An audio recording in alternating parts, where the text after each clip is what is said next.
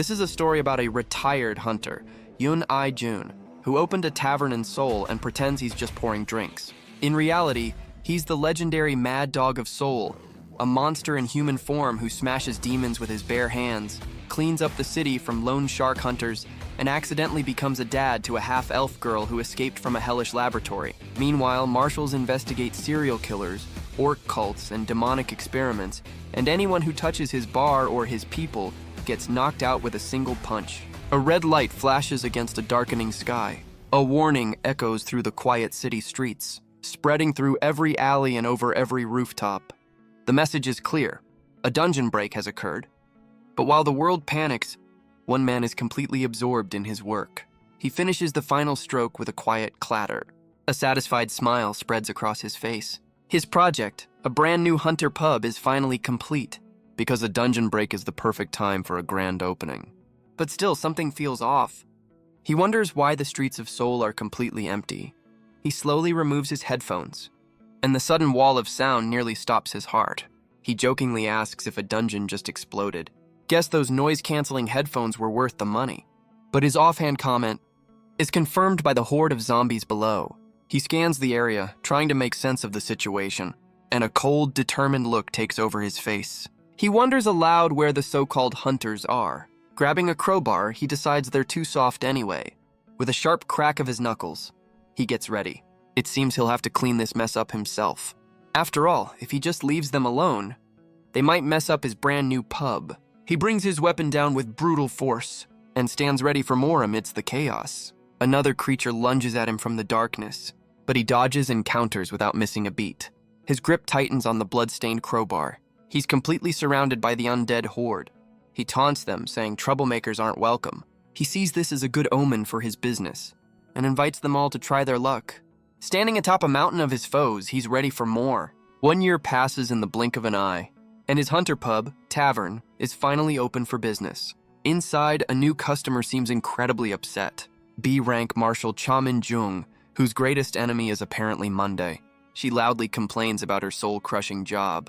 Drowning her frustrations in a massive mug of ale, she admits that if it weren't for the money, she'd be long gone. Her companion, B-rank hunter Kim Hwan, offers an alternative, but she flatly refuses, calling the hunter profession far too ruthless. She argues that marshals only exist because hunters fail to do their jobs. He wearily explains that there are simply too many gates to handle. Unmoved, she tells him to just work harder for her sake. He scoffs, calling her a brute who can take down ogres with her bare hands, and she dares him to find out just how hard a brute can hit. A fresh drink is placed on the wooden bar, served by the tavern master, Yoon I-jun, who promptly tells his customers to take their lover's quarrel elsewhere. Their synchronized denial only seems to prove his point. He clutches his chest in mock despair, a true martyr to his single life. Kim Hwan wearily tells his companion to just ignore the master's teasing. But the owner's smug grin shows he's already won this round. He slides another drink over to the fuming marshal, who wastes no time in downing it completely. A look of pure bliss washes over her face. Kim Hwan questions her choice of a strong drink, while she fires back about his own peculiar taste. Undeterred, she orders another round from the master. But just as Yoon I-jun is about to reply, something catches his attention. The tavern's heavy wooden door begins to rattle violently, and is suddenly blown off its hinges with explosive force.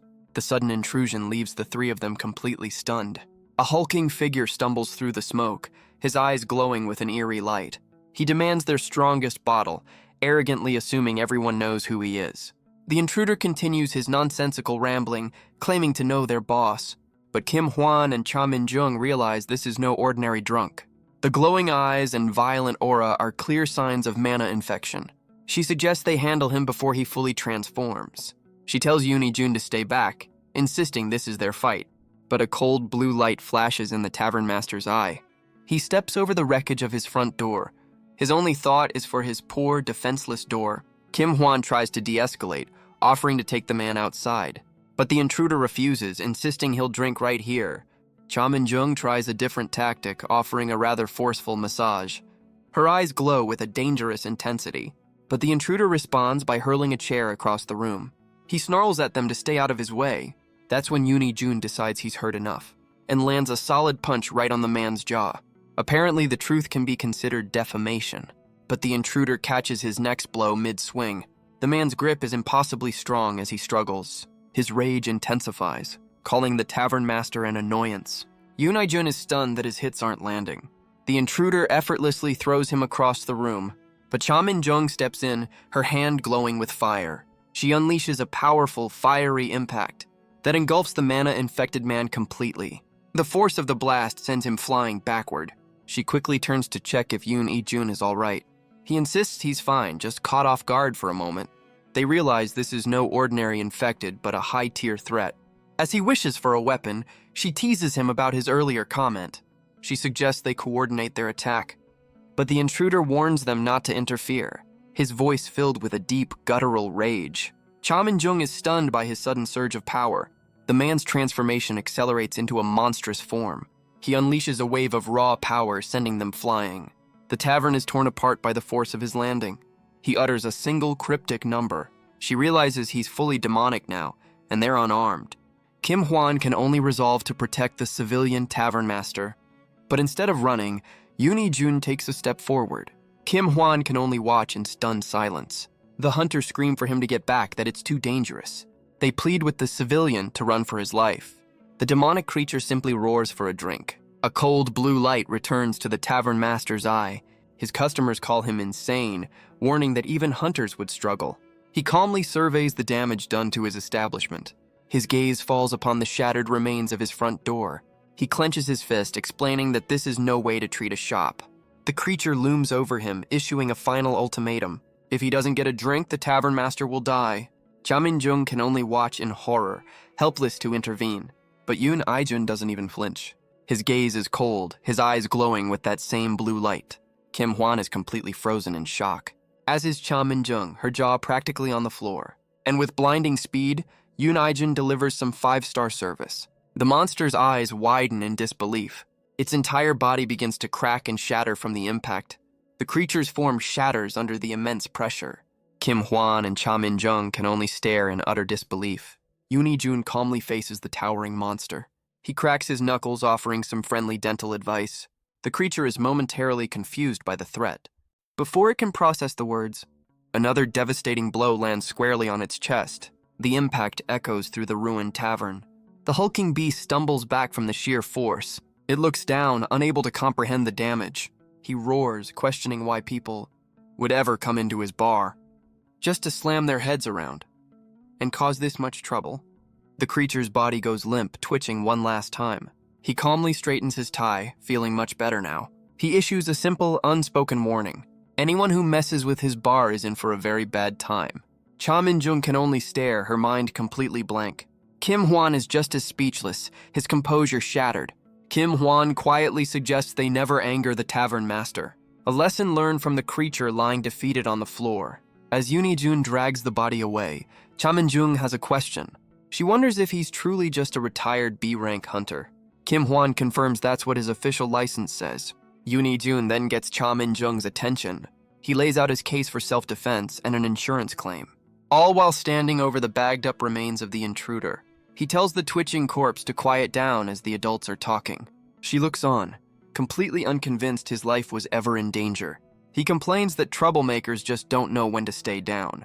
He then asks for the marshal's official opinion on the matter. Cha Min-jung confirms that the demon attacked first, and that her testimony will clear him of any wrongdoing. Yoon I-jun smiles, glad he won't have to dismantle the station. Kim Hwan can only watch, thinking the tavern master is a total weirdo. He recalls that Yoon I-jun has been strange since they first met.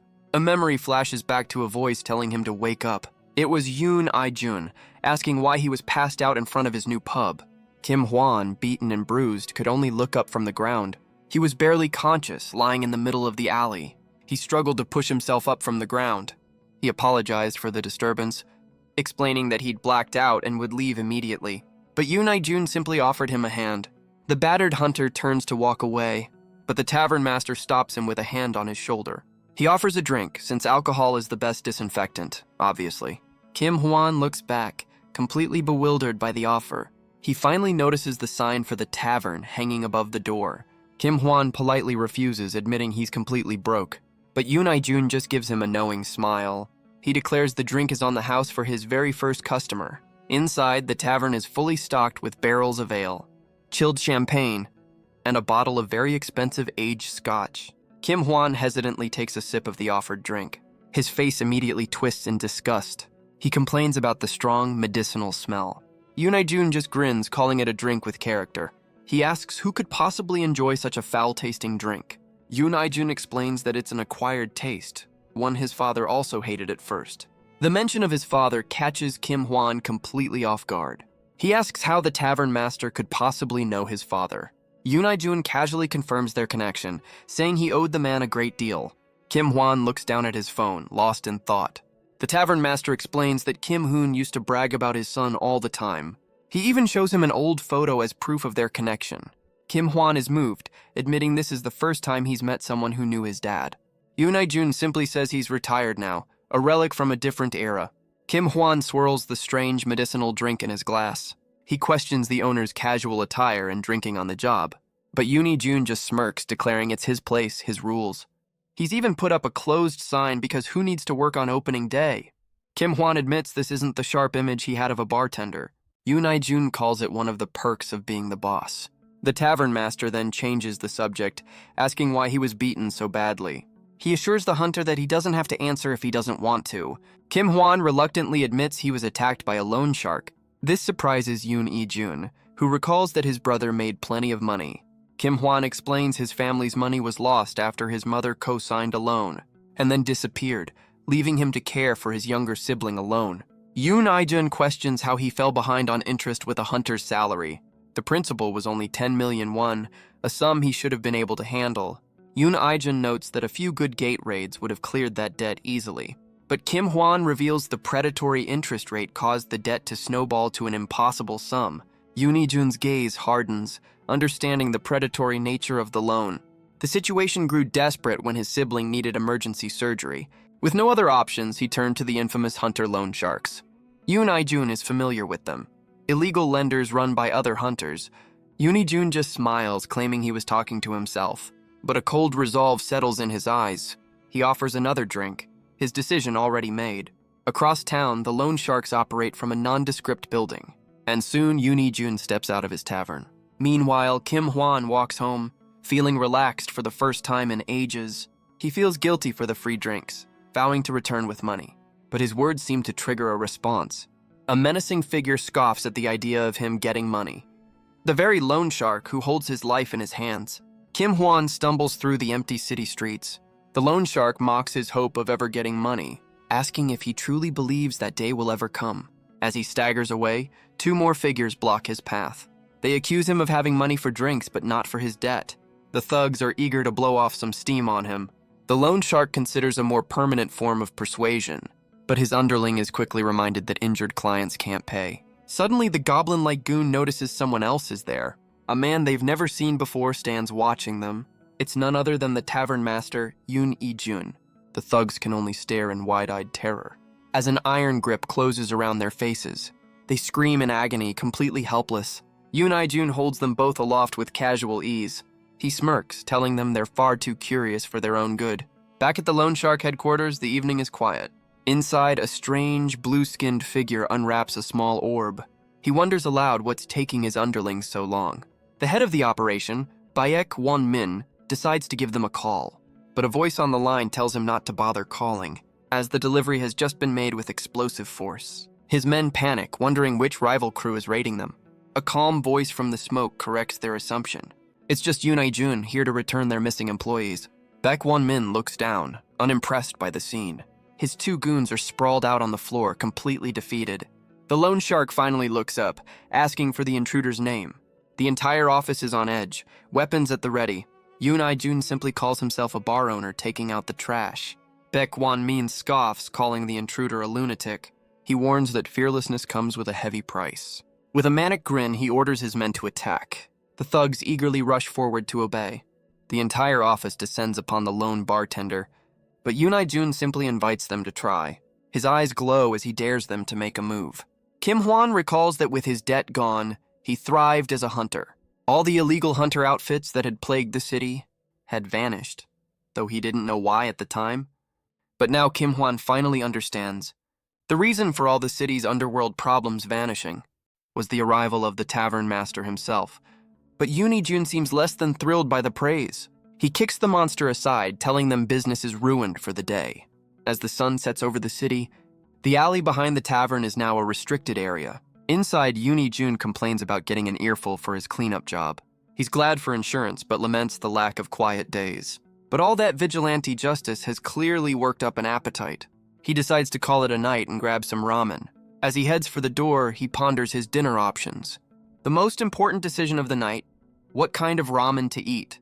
He steps outside, still lost in thought, until he notices something. His train of thought is completely derailed by the sight. A young woman is passed out right in front of his tavern, but the scene triggers a distant memory. A child's voice calling out. His vision blurs, focusing on a single word from the past. A little girl stands before him, presenting a gift with a proud smile. She happily announces that it's a birthday present for him. She expresses her deep gratitude for all he does. The memory is hazy, but the gift is clear. He's overcome with emotion, his hand tightening into a fist. She worries that he's hurt, but he's just happy to be her dad. His sudden sentimentality seems to embarrass her a little. He puts on the watch, admiring the thoughtful gift. She beams with pride, telling him to keep it somewhere special. The memory fades as his eyes snap open. He finds himself staring up at his bedroom ceiling. He wakes up, wondering if it was all just a dream.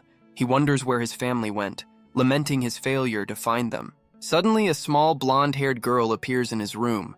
The surprise sends him stumbling backward onto his bed. He stares at her, trying to place the familiar face. He recognizes her as the child he brought in from the street. He brushes off her gratitude, saying he couldn't just leave her there. But as he tells her to rest, she reaches out with a strange intensity. Jun can only look on in confusion, before she lunges forward and bites him squarely on the neck. The story then flashes back to just 10 minutes earlier. The morning sun shines through the attic window. Inside, Jun sleeps on a cot beside a much larger bed. The young girl he rescued rests peacefully nearby. She slowly begins to stir from her sleep, wiping away the last traces of her slumber. She rubs her eyes, trying to clear her head. Her small hands clench as she prepares to wake up. She stretches with a cheerful morning greeting, but her cheerful demeanor quickly fades to confusion. She looks around, wondering where on earth she is. Her hand sinks into the soft, unfamiliar texture of the bed.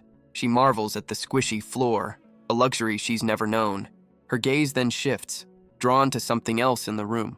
She spots Jun, sleeping soundly on a cot beside her. Sitting up, she wonders who this strange man could be. The situation triggers a sudden, vivid memory.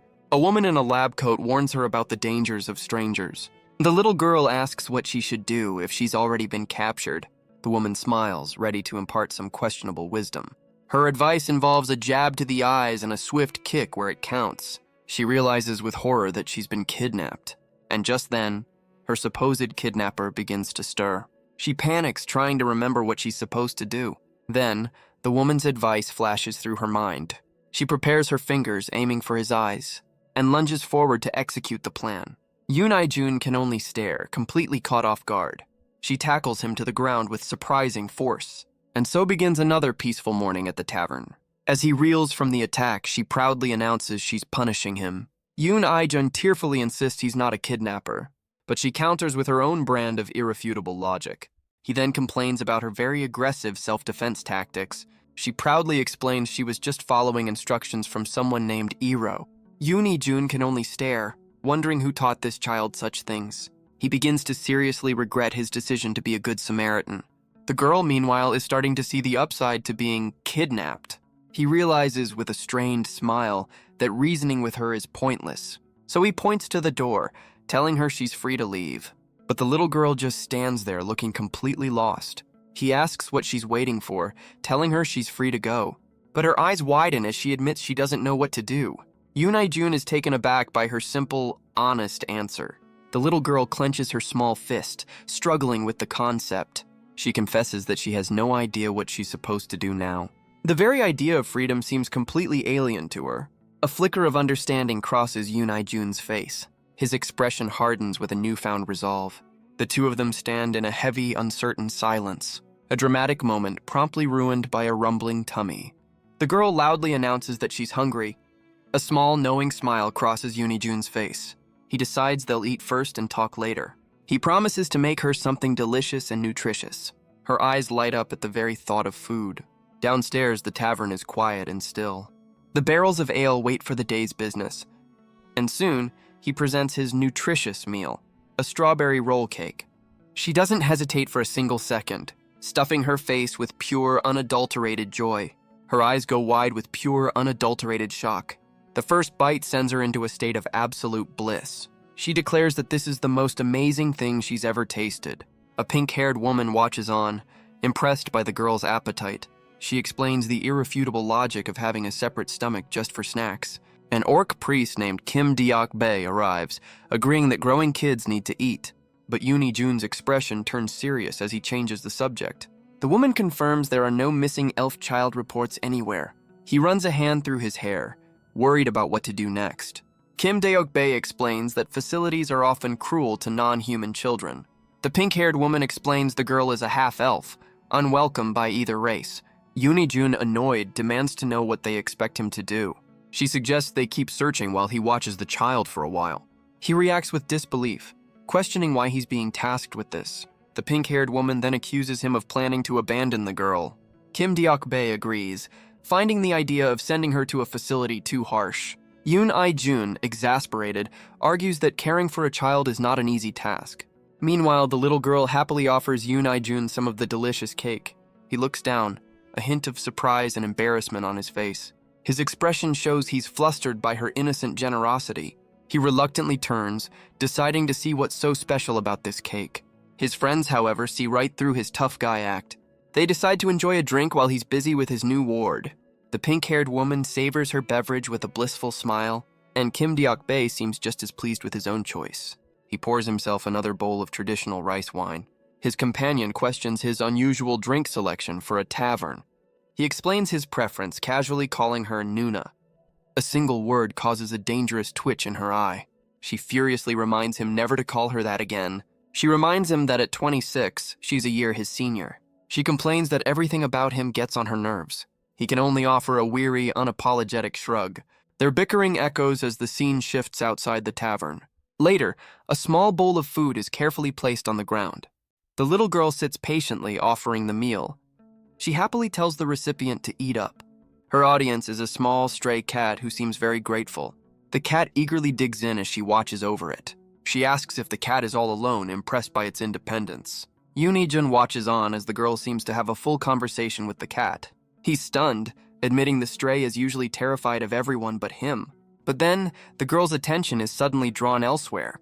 She wanders off down the alley, leaving him to follow. At the end of the street, she stops, noticing something has opened. Under the bright, clear sky, a shimmering blue gate has materialized in the middle of the road. The pink-haired woman and a man with a stitched face arrive on the scene. He wearily explains they're overworked and should be grateful it's an easy gate. But she's furious, realizing this just means more overtime for her. He laments that overtime would be a blessing. As a gate rampage ruins everyone's day off, the three of them stare down the shimmering blue portal. Behind them, an entire task force stands ready for the fight. The soldiers lock and load, their faces grim. Their commander Lee Yun-young barks out the warning. The first weapon flies out from the other side, followed by a horde of skull-faced goblins. But a wall of fire rushes forward to greet them. The first wave is incinerated before they can even take a step. The commander, Lee Yun-young, unleashes her fiery magic. She taunts the creatures, clearly unimpressed by their hygiene. Her task force responds instantly, ready to open fire. The soldiers unleash a hail of bullets upon the goblin horde. The initial wave is cut down with brutal efficiency, but more creatures pour out from the gate, undeterred. The stitched-faced man questions a goblin's wandering gaze. He warns that in the middle of combat, a flash of golden light is the last thing they'll see. If they dare to take their eyes off of him, the stitched-faced man issues a simple, deadly promise. A single goblin meets its end in a flash, and with one swift motion, the rest are cut to pieces. Meanwhile, the pink-haired woman prepares a spell of her own. A snap of her fingers unleashes a torrent of flames. She scoffs at the arrogance of such weak creatures. Her partner questions her dramatic flair, which she admits she stole from a comic. He calls her a geek, but she's quick to fire back. She then proposes a friendly competition to settle the score. He accepts, already tasting his victory in the free drinks. She flashes a confident smirk, ready to claim her prize. Back at the tavern, a mug slams down with a heavy thud. She shouts in disbelief, realizing she's just lost by a single point. Her expression sours as she points an accusing finger. She can only cry in defeat as her partner gloats over his victory. He happily declares he'll enjoy his hard-earned free drink. Yoon watches the friendly banter with a small smile. But then a thought suddenly crosses his mind. It's been over an hour since his friends left to handle the gate. The little girl, however, is completely absorbed in a cute video. He dismisses the thought, figuring it's just a coincidence. After all, dungeon breaks are just a part of daily life.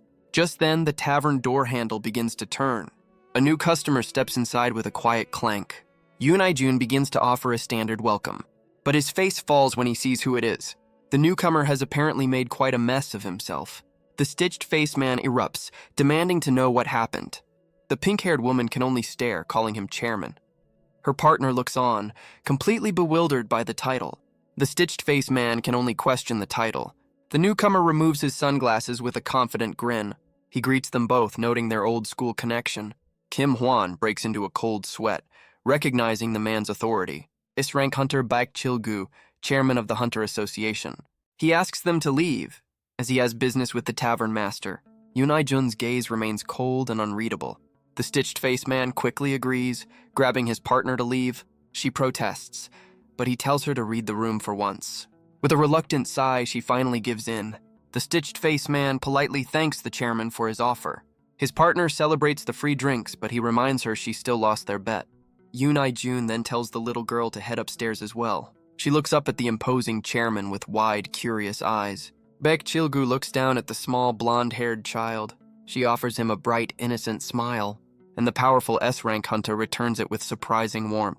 She then scurries up the stairs with her tablet held high. The chairman watches her go, remarking on her boundless energy. Back at the bar, a glass is slammed down with a heavy thud.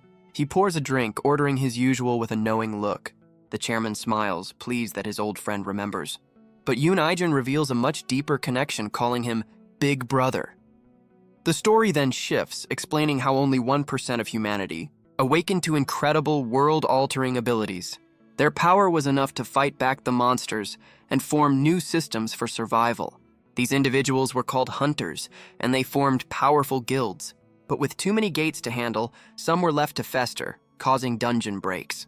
This crisis forced the profession to split into two distinct types. The first were the regular hunters, who focused on conquering gates. And then there were the marshals, who worked for the nation. The one who established the laws to protect society and brought order to the chaos is the legendary S-rank hunter, Baek Chil-gu. And this very man, the guardian of the nation, is the one who calls our unassuming tavern master Yoon, his big brother. Yoon asks if the chairman knew he was here. The chairman confirms it because of course he did. He takes a sip, praising the drink with a wide grin. The chairman reveals that Yoon wasn't exactly subtle in his past, earning him the fearsome nickname Seoul's Mad Dog, a title Yoon clearly despises despite its accuracy. The chairman admits that his vigilante justice was a huge help, but Yoon changes the subject, asking how long it's been. It's been 20 years since he left to find someone named Seo Ah. He then asks if the chairman's senses ever returned. Baek Chil-gu confirms he still can't smell or taste a thing. So naturally, Yoon questions serving him the good stuff, but the chairman just laughs, saying he can still appreciate the quality. He wonders why a man who loved wine would make such a contract, but the chairman has no regrets, having traded 2 senses for even greater power. He then changes the subject, asking if Yoon ever found Seo Ah. The tavern master turns away, admitting he can't find a single trace of his daughter. The chairman questions his resolve, noting that after 20 long years, but Yoon cuts him off with a sharp command. The S-rank hunter is stunned by his sudden intensity. Yoon declares he'll only stop searching for her on the day he dies. The chairman grins, remarking that he's as intense as ever for a retired man. He adds that for someone who doesn't seem to age, talk of death is meaningless. Yoon cuts through the pleasantries, asking the real reason for his visit.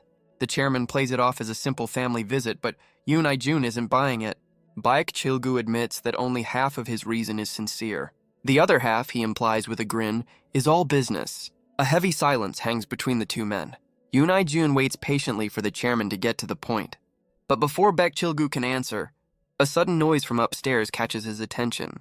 The little girl comes flying down from the second floor. demanding food with all the subtlety of a dungeon break.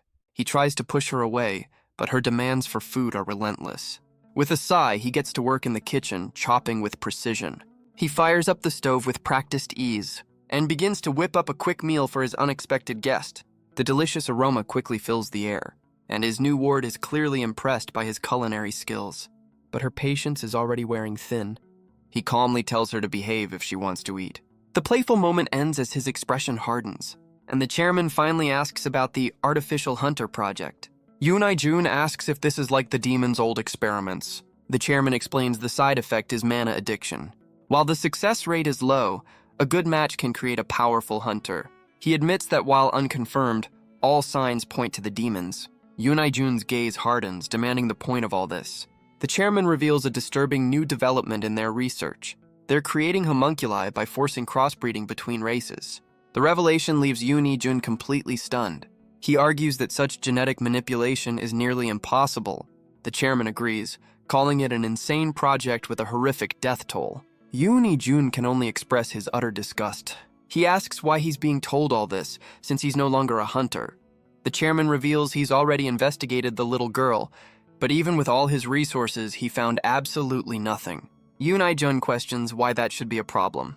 The chairman explains that in this day and age, it's impossible to be that untraceable, which leaves only two grim possibilities. She's either a refugee from another world or a product of those horrific experiments. Yoon I-jun listens in heavy silence, his expression unreadable. The chairman admits it's more likely she's just a lost child who wandered through a gate. But he adds that if something does happen, he's sure Yoon I-jun can handle it. He just wanted to stop by and give him a heads up. Yoon I-jun quietly thanks him for the information.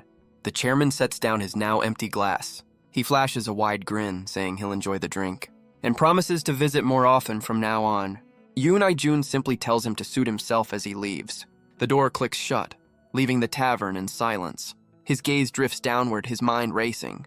He wonders aloud just who this little girl really is, but his thoughts quickly turn back to Baek Chil-gu. Apparently, even the chairman of the Hunter Association skips the bill. He places the freshly made meal in front of the little girl. She eagerly takes her first bite of kimchi fried rice. Her cheeks puff out, savoring the new taste. And her eyes go wide with absolute, unfiltered joy. She's completely overwhelmed by the delicious flavors. Yoon I-jun just smirks, proud of his culinary masterpiece. But as she eats, he reflects on the chairman's warning. Whatever the truth is, he knows one thing: she has a home here.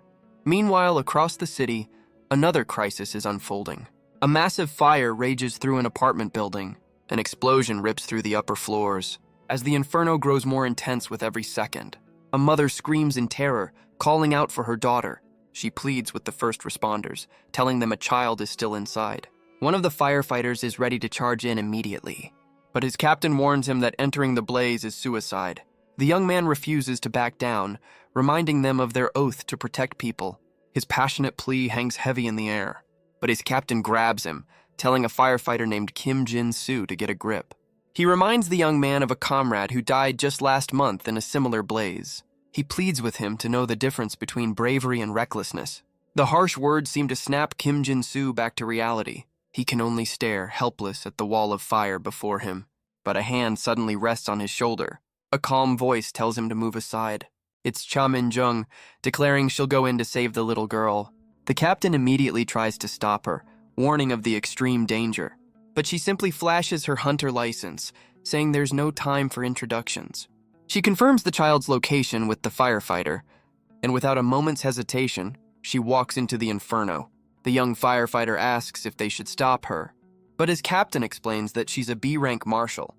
He says that people like her are on a completely different level. Just then, another explosion rips through the building. The firefighters flinch back from the intense heat. The mother screams, terrified for her child's safety. The flames continue to rage, seemingly unstoppable. The entire building is now a towering inferno.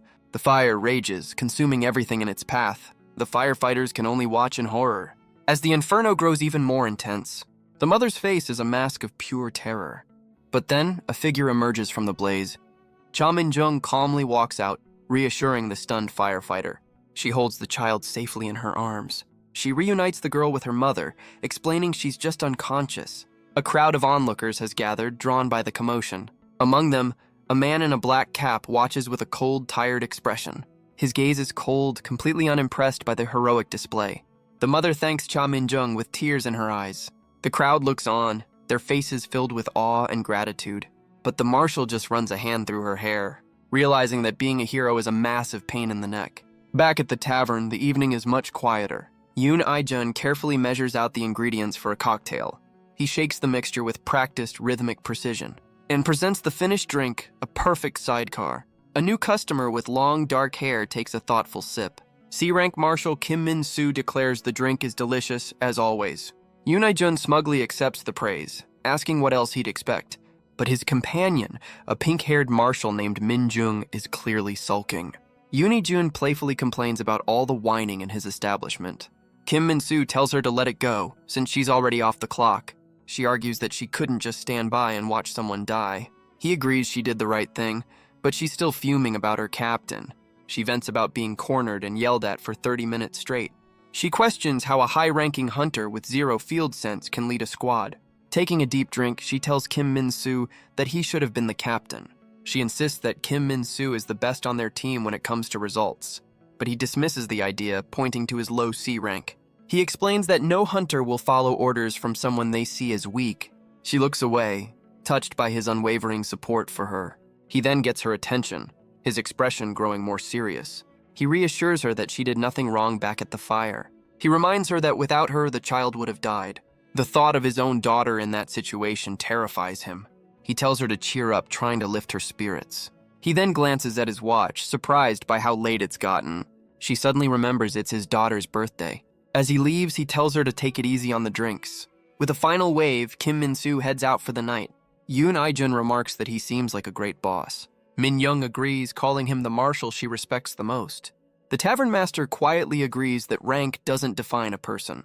She turns back to the bar, her mood shifting slightly, and orders another sidecar for herself, making it a double. Elsewhere in the city, the night deepens over a quiet building. The camera pans down a maze of pipes and vents in a dark alley. A hand slaps against the grimy alley floor. Kim Min-soo lies on the ground, beaten and bleeding. His attacker glares down, blaming him for his own misery. He rants about the unfairness of a world where hunters are born into power. He screams that all he wanted was a taste of that good life. But his victim's silence only fuels his rage. Kim Min-soo doesn't move, his suit stained with his own blood.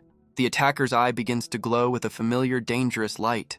He raises his bat, promising to make the marshal talk. But the C-rank marshal remains completely still. The final blow lands with sickening force, leaving Kim Min-soo's body broken in the alley. As dawn breaks over the city, the grim reality of the night is revealed. The area is quickly cordoned off by investigators. A team of marshals arrives to process the scene. Among them is Min-jung, her expression unreadable. She takes in the brutal aftermath of the attack. Her face is a mask of cold, controlled fury. She clutches the blood-stained shirt of her fallen comrade. In his pocket, a photo of the very daughter he was rushing home to. Min-jung grits her teeth, her sorrow hardening into pure rage. At the hospital, his daughter pleads for him to wake up. The monitors show he's alive, but barely hanging on. An oxygen mask covers his face. As Kim Min-soo lies unconscious in a hospital bed, his daughter clutches her hands, her small frame trembling. She reminds him of his promise to celebrate her birthday. Tears stream down her face, her heart completely broken. She can only slump over his bed, her hope fading with every passing moment. Min-jung stands with a doctor, watching the heartbreaking scene. She asks for an update on his condition. The doctor explains that while his external wounds are healed, his internal injuries were so severe he remains unconscious. Min-jung's face hardens, taking in the grim prognosis. Her gaze falls upon his daughter, lost in her grief, and a fiery rage ignites in her eyes as she makes a silent vow. The person who did this will face her full, unbridled wrath. Later, she storms through an alley, her mind set on vengeance. But from the shadows, an unknown figure captures her on camera. The city lights dim over the hospital. Inside, Kim Min-soo's daughter keeps a lonely vigil. She cries over her father's bed, calling him a dummy for breaking his promise. A gentle hand drapes a jacket over her small shoulders. It's Yoon I-jun who has come to pay his respects. He watches the scene with a heavy, unreadable expression. The marshal remains unresponsive, lost to the world. Yoon I-jun stands silently in the corner of the room, but a small hand suddenly tugs on his coat. The little girl he rescued looks up, asking for his attention. The little girl admits she has a bad feeling about Min Jung. A cold understanding flashes in Yoon I-jun's eye. The girl's own gaze seems to mirror his concern. He quietly confirms her fears are justified. He knows all too well where this path leads. Later that night, under a crescent moon, Min Jung stakes out a derelict industrial building. The place is clearly a hideout for some unsavory types. She takes a moment to eat, lost in thought. Because even a revenge mission requires a proper meal break. Inside, a man sits calmly enjoying his meal. All around him are the brutal results of his handiwork. His victims lie broken and defeated on the floor, but he's more concerned with the quality of his shrimp ramen. This is Ryu So-hyun, the man she's been hunting. Min Jung goes over his file, a career criminal with a long history. She steps through the carnage, confirming he's the lowest of the low. The report notes he escaped police using superhuman abilities. He's an unregistered awakened, likely through illegal demon infection, and a faint cold light glints in his eye. A memory of the fire flashes through her mind. Ryu So-hyun recognizes her, mocking her for even speaking. She stands over his victims, placing him under arrest for his crimes. But her declaration is met with a chilling, manic laugh. He sneers at her, calling her another high and mighty awakened. He questions if she really thinks he'll just roll over and surrender. She simply calls him trash that learned how to talk. She reads him his rights with a few creative edits of her own. Her cold demeanor only seems to fuel his rage. He screams that she only got lucky at birth. He snarls at her not to look down on him, and with a furious scream, he brings his weapon down. But Min Jung is completely unimpressed by his outburst. He swings with enough force to shatter bone, but she stops it cold with a single, well-placed fist. His attack is met with a wall of pure, unyielding power. The shock and rage are clear on his face. She meets his gaze without a hint of fear. She grabs him by the collar, questioning his hesitation, and then delivers a punishing blow right to his face. She follows up with a swift kick to his side. The force sends him stumbling backward. His face contorts in pain and disbelief. Before he can recover, she brings her heel down hard. She mocks him for all his tough talk about luck. Another blow sends him crashing to the ground. She questions how he could beat a C-rank hunter with this pathetic display, but her words only stoke the fires of his rage. She tells him to get up because the real punishment is just beginning. Her knuckles crack, ready to deliver some street justice. Another punch connects with brutal force. He staggers back, completely off balance. But a manic grin spreads across his face. He lunges forward with a furious scream, but she finds his attack laughably slow, weak, and sloppy as she catches his fist. She twists his arm, landing a counter of her own. She questions how such a weakling could be a threat, and drives her fist deep into his gut. He reels back from the blow, his eyes glowing with rage. She flips through the air as he's sent crashing to the ground. The force of his landing shatters the concrete around her, but she lands without a scratch, her gaze fixed on her target. She stands over his defeated form, surrounded by the wreckage. She asks what he's waiting for, her voice dripping with contempt. Cracking her knuckles, she tells him this is far from over, but his eyes now glow with a strange, swirling pattern. He snarls, accusing her of looking down on him, and for the first time, a flicker of surprise crosses her face. He screams in defiance as her fist connects, but Min Jung senses a sudden shift in his power. A dark energy begins to swell from his body, erupting in a wave of raw demonic force.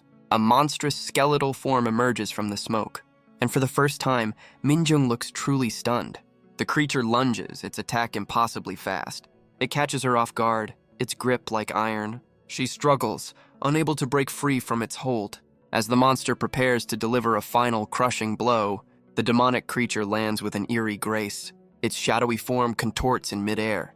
It twists its body with unnatural flexibility, its limbs bending at impossible angles, before it finally straightens up, settling into a low, predatory stance. He declares that playtime is officially over. Min Jung simply spits in defiance, completely unfazed. She notes that now his demonic nature is confirmed. She no longer has any reason to hold back. She summons a ball of fire, ready for a real fight. The creature dives toward her with a furious roar, but her gaze is cold, her focus absolute. She sidesteps the attack with incredible speed. The monster's lunge meets only empty air and finds itself caught in her fiery trap. A powerful blast erupts from her palm, shattering its bony mask completely. She prepares to unleash a series of chained explosions, engulfing the demon in a massive fiery inferno. The creature roars in agony as the flames consume it. Min Jung unleashes a second more powerful blast, But the demon's pained screams suddenly stop. A flicker of shock crosses Minjung's face. The creature is no longer screaming, but smirking. She stares in disbelief as it seems to enjoy the heat. It begins to devour her flames, consuming the very magic she wields. She can't believe what she's seeing. The demon taunts her, complimenting the taste of her fire, and before she can react, it lands a devastating blow. The demon thanks her for the meal, feeling more energized than ever. Minjung is stunned by its sudden increase in speed. She struggles to block a relentless barrage of attacks. The creature presses its advantage, giving her no room to breathe. She crosses her arms, barely holding back the assault. She realizes its moves are sharper, its hits heavier than before. Its power level is now pushing the upper limits of a B-rank threat. But Minjung isn't ready to give up just yet. She unleashes another powerful blast of fire. But the attack only shatters a layer of its hardened skin. Minjung stands her ground, her expression hardening. The demon practically breathes fire, savoring her power. It taunts her, daring her to try hitting it even harder. It seems to want her to use her flames again, just one more time. She can only call it a freak, stunned by its strange ability. The creature grabs her by the shirt and slams her into the ground with immense force. She knows she's faster, but his raw strength is on another level. Worse yet, her fire only seems to make him stronger. So she switches tactics, landing a powerful kick to its jaw. The creature's eye glows, completely unfazed by the blow. Minjung realizes she has to accept this new reality and focus, knowing one clean hit could end her for good. The demon looms over her, mocking her for thinking mid-fight, but her sudden burst of speed catches it completely off guard. She moves in a blur, pushing past her physical limits, and unleashes a powerful uppercut from below. But the demon counters, landing a vicious blow of its own. Her gaze remains fixed, her will completely unbroken. But the damage is done, her hand now covered in blood. She looks down, realizing just how bad the damage is. He rants about how everyone always looked down on him. But now, with this power, no one will ever sneer at him again. He arrogantly tells her to beg for her life. Apparently begging for mercy isn't on the agenda today. Her defiance only seems to confuse the creature. She offers a very clear, unspoken response to his offer. A final act of defiance that sends him into a rage. A weary smile crosses her face as she accepts her fate. Her last thoughts are of her friends, hoping for a miracle. She closes her eyes, ready for the end. But a final spark of defiance flashes in her gaze. Just then, a figure appears, stopping the demon's final blow. Minjung can only stare, recognizing the tavern master. The creature snarls, demanding to know who dares to interfere. But Jun's cold gaze asks the very same question. He wonders who would dare mess with one of his precious regulars. Minjung is completely frozen in shock. Her mind struggles to comprehend what's happening. And the little girl arrives with a potion, sent by the mister. The girl holds up a familiar-looking healing potion. Minjung thanks the child, calling her Ruri. She asks the little girl to close her eyes for a moment. A pained but determined look crosses her face. Her resolve hardens as she makes a difficult choice. She knows the potion would heal her mangled hand instantly, but she realizes there's no other choice. With a grunt of pure agony, she endures the unimaginable pain and makes a terrible sacrifice to free herself. Her eyes burn with a fierce, pained resolve. Her hand is a mangled mess, but she is finally free. She quickly uncorks the healing potion and downs the entire thing, clearly not savoring the flavor. She gasps as the potent magic courses through her. A look of grim determination settles on her face. Her mangled hand begins to knit itself back together. The speed of the healing confirms it's a high-grade potion. With her hand now fully restored, she gently covers Ruri's eyes and tells the little girl that it's safe to look now. Minjung thanks the little girl, calling her a lifesaver. Ruri beams, vowing to repay this kindness for generations to come. Meanwhile, Jun's grip remains completely unbreakable. The demon can only snarl in helpless, impotent rage. It struggles violently, demanding to be released. But the tavern master's gaze is cold and unyielding. He swings the creature through the air with casual ease and slams it into the ground with devastating force. He calmly chides the demon for struggling so much. The impact shatters the concrete floor beneath it. The creature lies embedded in the shattered floor. He tells the creature to get up. Before launching it across the warehouse, Minjung can only watch, impressed by his aim. The impact leaves a cloud of smoke and fire, but the demon rises from the flames undeterred. It snarls, vowing that it will never forgive him, and unleashes a torrent of fire from its mouth. Jun watches the approaching inferno without a flicker of concern. He raises a hand as if to stop the flames. He casually notes the demon's fire breath attack, and with a condescending smirk, he calls it cute. A simple wave of his hand scatters the inferno. Min-young shields Ruri, watching in disbelief. She can't believe he nullified the attack with just air pressure. The demon looks around, completely bewildered. It frantically searches for its vanished opponent, but Yoonijun is already behind him, demanding his attention. He brings his heel down with bone-shattering force and scolds the creature like a child who's misbehaved. The creature can only snarl, questioning how this is even possible. Its glowing red eye burns with pure, unadulterated rage.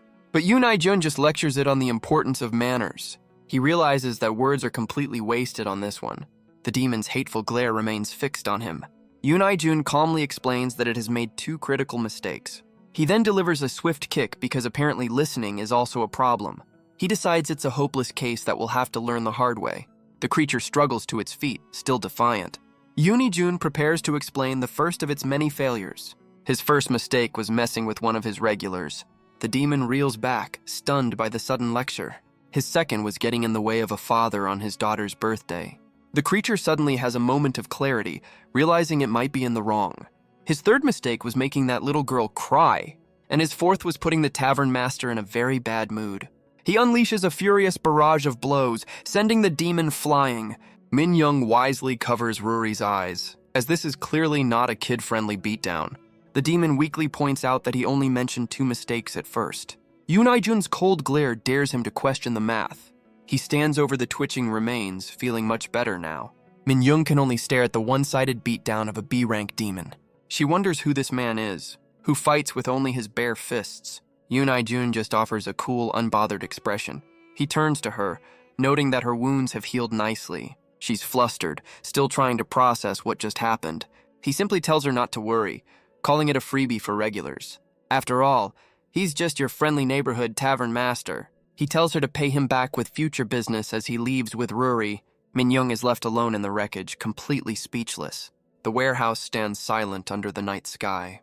The moon watches over the sleeping city as the scene shifts to a quiet hospital. Inside, Kim Min-soo's daughter keeps her lonely vigil. Her father's hand lies still and unresponsive.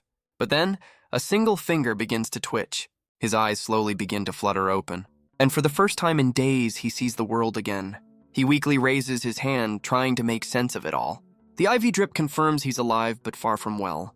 His daughter sleeps soundly by his side, exhausted from her vigil. He gently strokes her hair, a silent promise fulfilled. She stirs in her sleep, a small, contented smile on her face. Her eyes slowly begin to flutter open, and she looks up to see her father, finally awake. He apologizes for making her worry for so long. Her eyes go wide with shock and disbelief. Tears of pure relief begin to stream down her face. She cries out his name and throws herself into his arms. And for a moment, all is right in the world again. The scene shifts to a memory as a heavy metal door slides open. A woman in a lab coat leads a much younger Ruri down a sterile corridor. The little girl struggles to keep up, panting from exhaustion, but her companion urges her onward, telling her to hang on. The woman swipes a keycard, desperate to open the next door. She tells Ruri to go on ahead without her. The little girl runs for the exit as the woman turns to face their pursuer. A look of grim resolve settles on her face as a hulking red-skinned demon blocks her path. It snarls, ready to tear apart anything in its way. The woman Iroh holds back the shadowy beast, telling Ruri to run. Her expression is a mask of grim determination. She pulls out a small, familiar object and gives the little girl one final, critical instruction. Her hand crackles with energy as she warns of the consequences, telling Ruri to run far away and finally live free. The memory fades as Ruri wakes up, calling out Iroh's name. Back in the lab, a heavy door is smashed from its frame. Iroh uses her power to trigger the emergency lockdown, sealing the door and buying Ruri the time she needs to escape. Ruri looks back in horror, asking if Iroh is coming too. But Iroh holds her ground, telling the child she's smart enough to understand. She offers one last sad smile, urging her to run. The little girl can only watch as the door seals her protector away. She's left completely alone in the cold, sterile hallway. Tears stream down her face as the reality sets in. Her small hands press against the door, refusing to leave.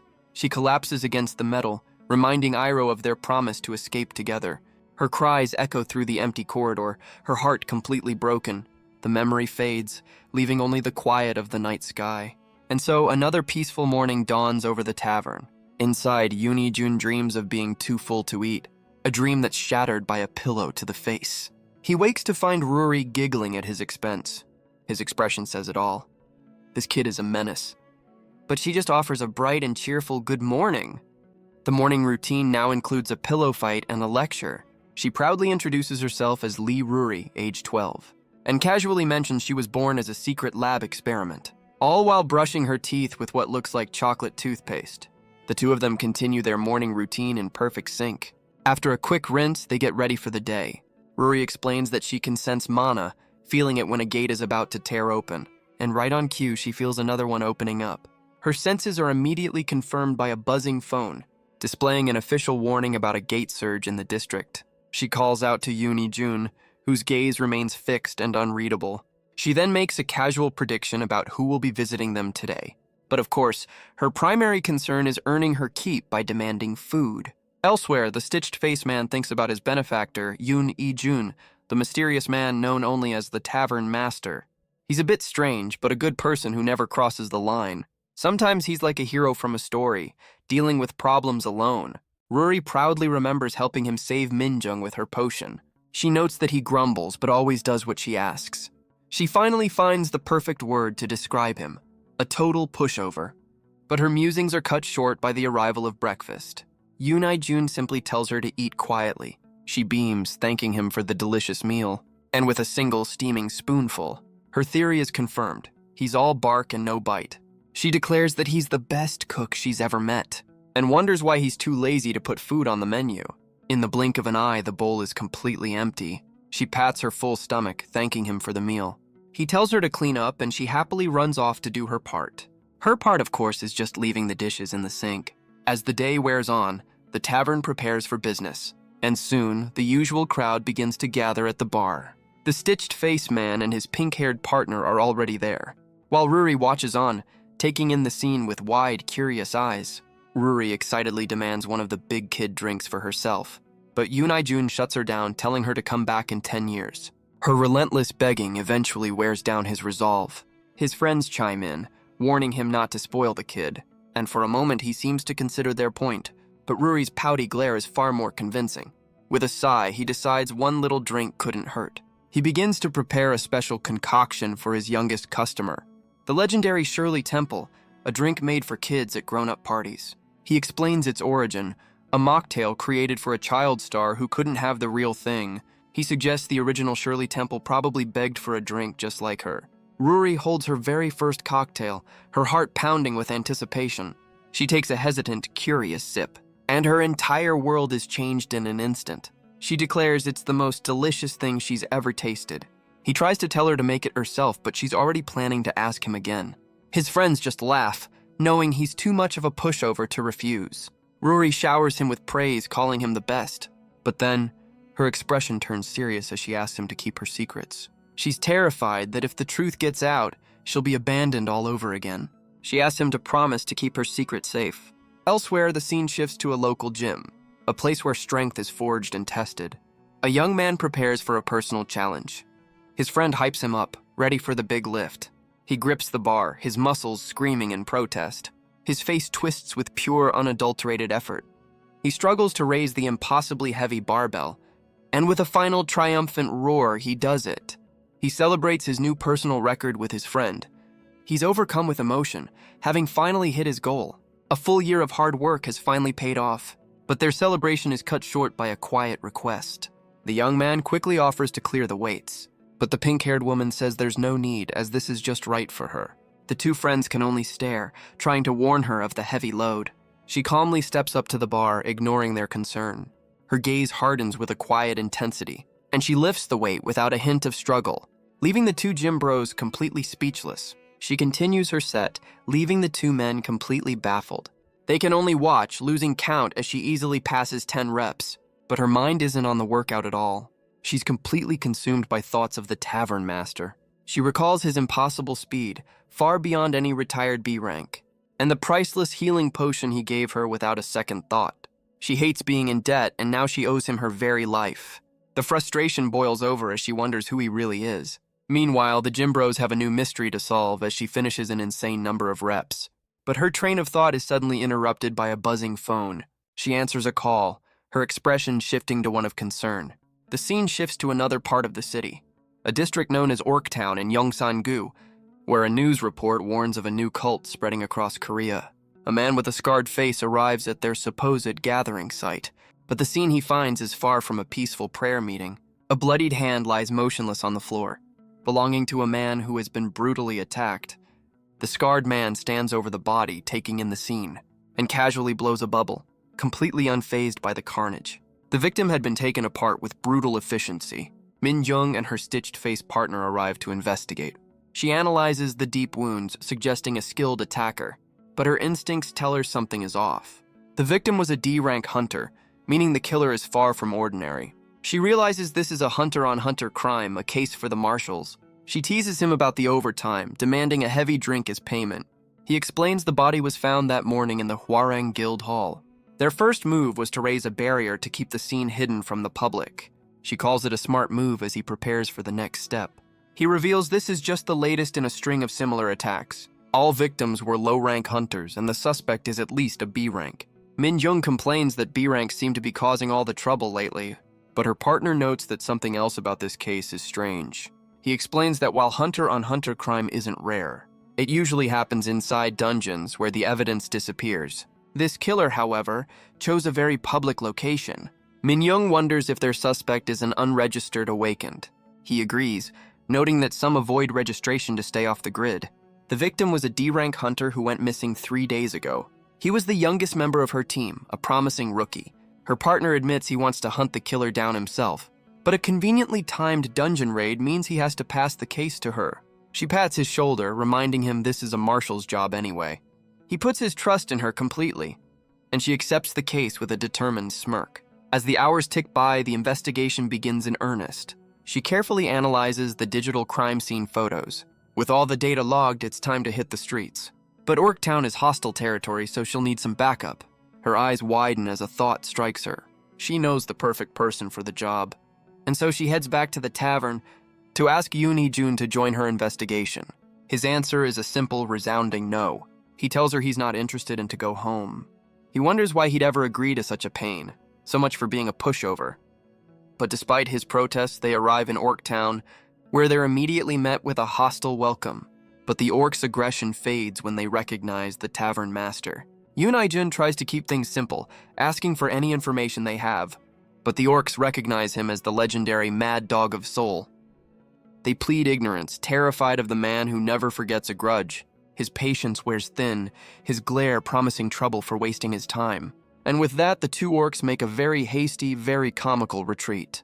Min Jung questions the Mad Dog nickname, which he reluctantly confirms. He asks to go home, but she flatly refuses, dragging him along. Their investigation leads them to a local convenience store. They continue through the streets, observing the daily life of Orktown, until a drunk goblin stumbles into their path, offering a drink. Min Jung continues her questioning, taking notes on the locals. But the residents of Orktown are less than forthcoming with information. The investigation drags on through the winding, unfamiliar streets. After hours of walking, her patience is wearing dangerously thin. She complains about the wasted time while Yoon Jun has apparently been shopping. But then she spots a familiar face down a side alley. It's Kim Deok Bae, the orc priest from the tavern. He seems to be consoling a very distressed-looking goblin. Their hands come together in a moment of quiet prayer. A somber ritual taking place in the middle of the bustling town. Min Jung and Yoon Jun approach the familiar orc priest. Kim Deok Bae seems lost in thought, until he senses their presence behind him. They call out, getting his attention. He confirms that there is indeed a problem, and that their arrival is perfectly timed for it. Min Jung looks on, surprised by the coincidence. He leads them toward a nearby construction site. His fist clenches, a sign of the trouble ahead, where a strange, cloaked group has gathered in the shadows. A cloaked orc begins a sermon about their people's history. He speaks of a time when they were a proud and mighty race, living in a land of plenty where no one ever went hungry.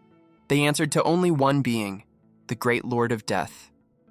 But one day they were dragged through a dimensional rift. The new world they faced was cramped and foul. This small town was a pale shadow of their former home.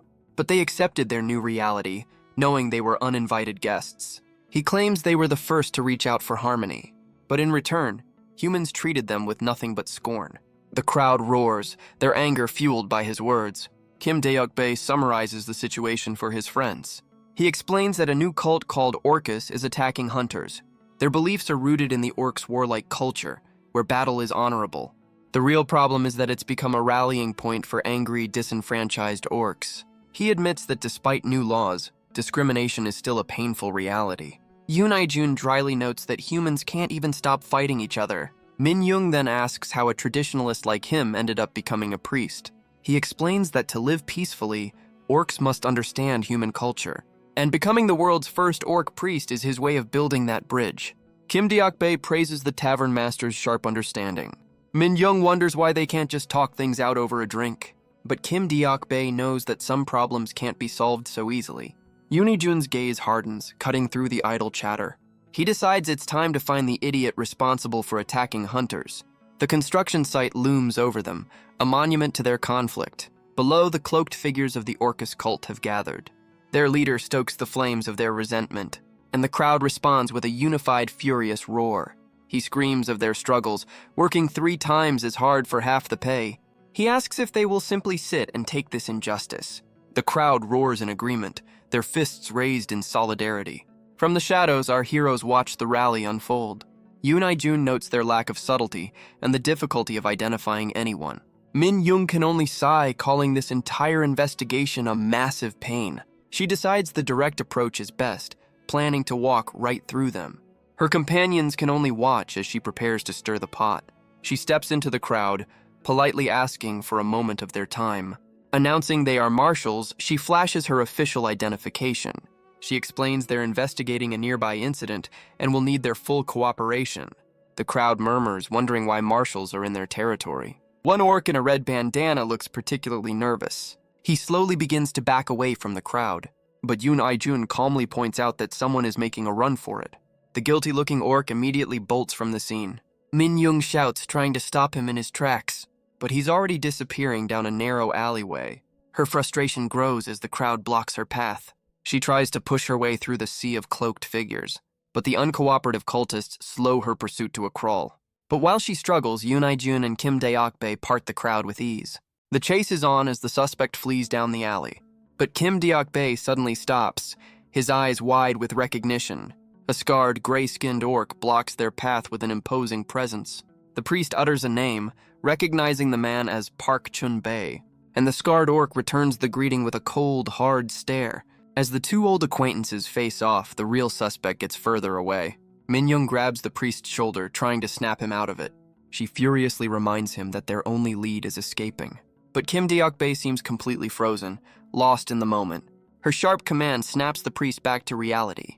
As their suspect disappears into the maze of rooftops, the cloaked orc flees through the winding streets. He panics, realizing he should have quit while he was ahead. But Yoon I-jun is already hot on his trail. The suspect ducks into a narrow side alley. He peeks around the corner, thinking he's finally safe. He's confident that no marshal can catch him in his own territory. But Yoon I-jun appears, casually asking if they lost their guy. The tavern master holds him aloft, ending the chase rather abruptly. His friends arrive, surprised he caught their suspect so quickly. Kim Deok-bae leans in, ready to identify the so-called genius. But the goblin cries out for its father, and the priest realizes this isn't their guy. Yoon I-jun explains she's just a kid, then asks why she ran like her life was on the line. She confesses to stealing wallets from drunk hunters sleeping on the street. The revelation leaves Min Jung and Kim Deok-bae completely stunned. The scene shifts, showing the quiet rooftops of Orktown. Later, Min Jung asks if he let the young thief go, which he confirms after a stern lecture. Kim Deok-bae offers to compensate the victims, but she questions his meager priest's salary. He explains he has other income streams, which only raises more questions. He explains that Orktown has to clear its own gates without hunter support. Due to past conflicts, the orcs took over their own defense, a deal the association gladly accepted. He even got permission from the Vatican, though they still call for backup on high-rank gates. After all, orcs are a strong race, with every adult possessing D-rank hunter strength. But since their suspect is at least a B rank, the list of potential culprits is very short. A thoughtful, almost pained expression crosses the priest's face. His mind flashes back to the scarred orc who blocked their path earlier. The man's cold, hard stare is burned into his memory. He confirms there is one person who fits the description perfectly. Min-young crosses her arms, wondering how they'll get a confession from this new suspect. Yoon I-jun explains that in times like these, there's only one solution. They need to use bait. His companions can only stare, questioning his sudden plan. And so, as night falls over the quiet streets of Orktown, a young hunter wanders through the alleys, humming a cheerful tune.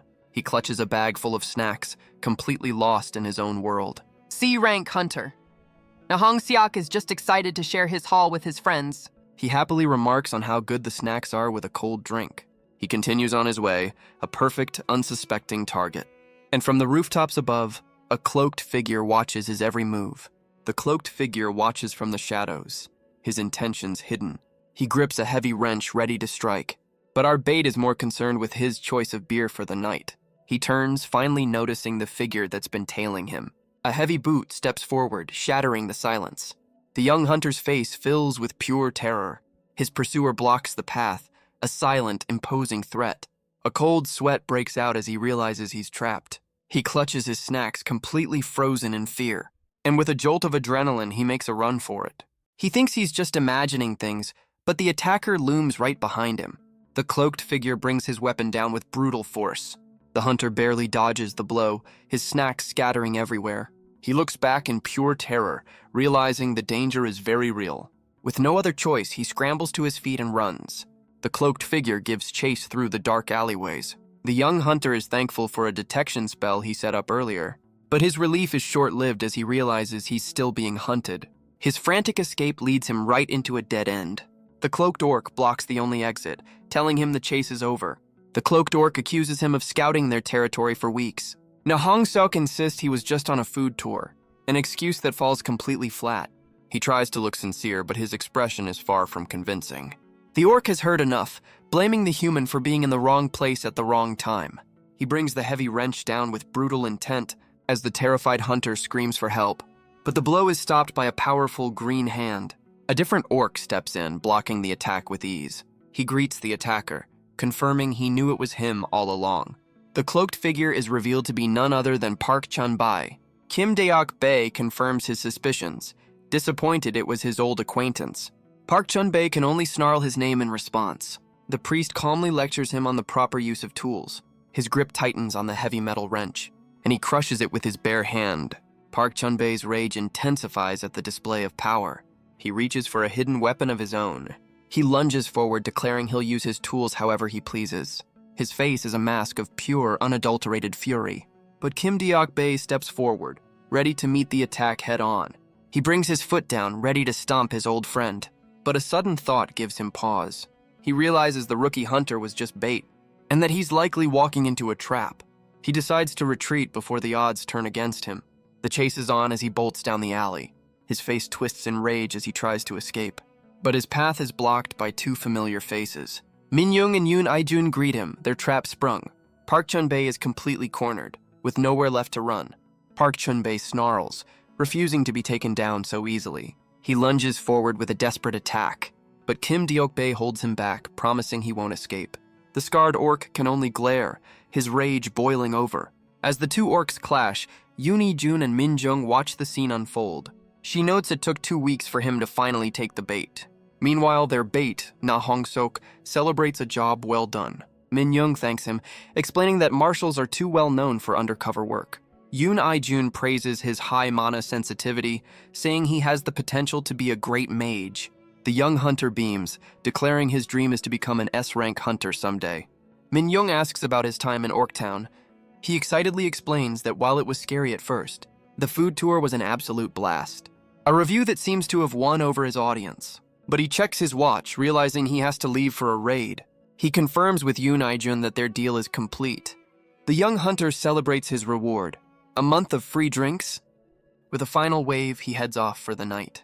Min-jung remarks on his youth, but Yoon I-jun reveals a surprising truth. Apparently, their C-rank bait is actually 26 years old. Min-young is stunned, realizing their bait is the same age as the orc priest. She wonders if babyface is his hunter trait, desperate for his skincare routine. But Yoon I-jun's focus is elsewhere, knowing the final act is about to begin. All that's left is to capture the culprit who's now cornered down the alley. Park Chun-bae's fist crackles with raw, untamed power. He lunges at Kim Deok-bae with a furious roar, but the priest meets his gaze, completely unflinching.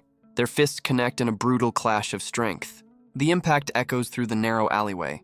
Kim Deok-bae holds his ground, his expression hardening with resolve. Park Chun-bae's face is a mask of pure, unyielding rage.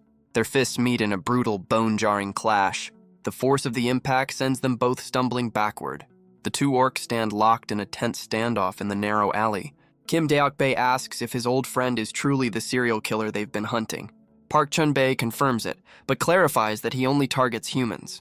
The priest questions his motives, but the answer is apparently obvious. He rants about the injustice of their world, claiming orcs are superior in every way.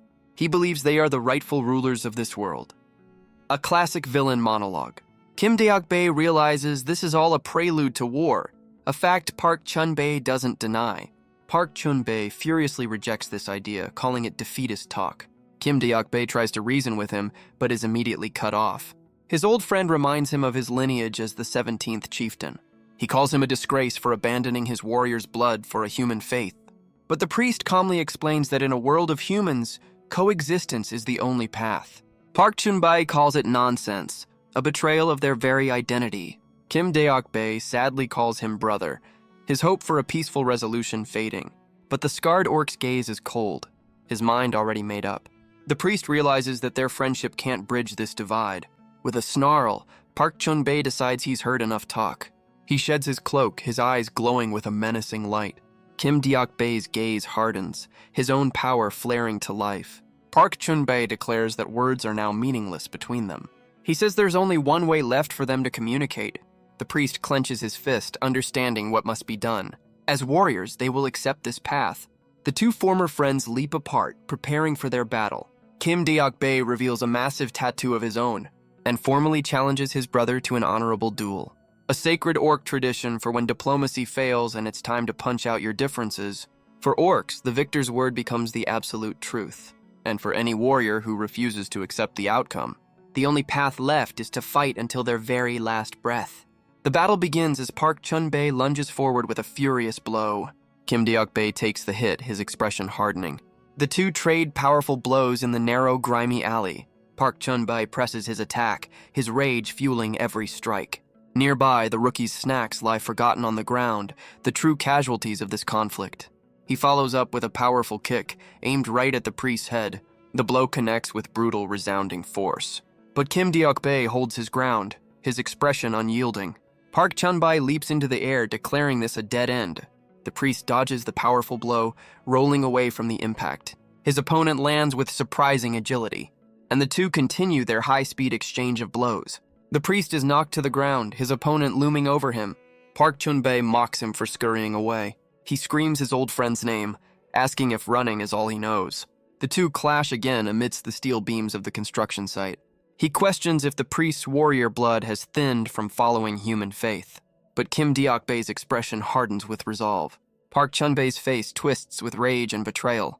He screams about the vow they made as children, a promise to fight for their people, sealed over juice boxes. He demands to know if his brother has forgotten that oath. But Kim Deok-bae catches the blow, his face a mask of sorrow. He asks if his old friend truly believes it was all a lie. With a tighter grip, he gives a simple, firm answer. No. The priest's resolve seems to crackle with energy. He declares that his devotion to his people has never wavered for a single moment. But Park Chun-bae calls his words nonsense, grabbing him. He questions if his brother's actions are truly for their people. With a roar, he lifts the priest into the air and slams him down for bowing to the humans. The impact echoes through the empty alleyway. Kim Deok-bae is left kneeling in the dust. His old friend accuses him of forgetting what it means to be a warrior.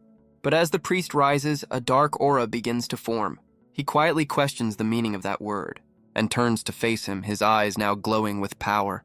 He asks if throwing lives away in a pointless fight is truly warrior-like. His own power continues to build. As he lands a devastating blow of his own, the impact sends a shockwave through the alley. Park Chun-bae is sent reeling from the sheer force. He insists his actions are for their people, but the priest isn't listening. Kim Deok-bae reminds him that he was the one who said words were pointless. In a duel, the winner's word is law, so he should stop talking and start fighting. His words only fuel Park Chun-bae's unbridled rage, and the brutal clash between the two brothers continues. Min-young asks if they should really just stand by and watch, but Yoon I-jun explains that for orcs, this duel is a sacred ritual. She compares it to a children's card game, which is surprisingly accurate. He then points out a key detail. Kim Deok-bae has no scars. Despite raiding A-rank gates, his lack of wounds proves his immense strength. He assures her that among orcs, their friend is an absolute top-tier fighter, a fact that leaves Min-jung completely stunned. Meanwhile, Park Chun-bae rages, knowing he's grown stronger for his people. He questions why he can't win, why victory eludes him. He refuses to believe he's weaker than a traitor who serves human gods. He screams in denial, refusing to accept this outcome. But a strange voice whispers in his mind. It tells him that his god, Orcus, has already abandoned him. It urges him to stop clinging to a false deity, and to take its hand to claim overwhelming power. Then, he can rip apart the traitor blocking his path, again and again until nothing is left. Park Chun-bae lets out a furious roar, his eyes glowing. Kim Deok-bae can only watch in stunned silence. He realizes his old friend is about to make a terrible choice. A monstrous form lands a devastating blow on the priest. The impact echoes through the construction site, sending Kim Deok-bae flying through the air and crashing hard against the far wall. Park Chun-bae roars, his body now twisted into a demonic form. Min-young recognizes the signs of a demonic transformation and realizes his aura is now at least A-rank. Yoon I-jun, however, seems completely unfazed by the power-up. The demonic orc stands over the wreckage, his duel forgotten. As Kim Deok-bae spits out a mouthful of blood, Kim Deok-bae rises, questioning his old friend's new form. He realizes with horror that Park Chun-bae has let demonic mana corrupt him. In the middle of their sacred duel, the priest's disappointment hardens into pure fury. He declares that using outside power is a betrayal of a warrior's pride. He asks where the honor of the orcs is in this monstrous form, before roaring that there is none left to be found.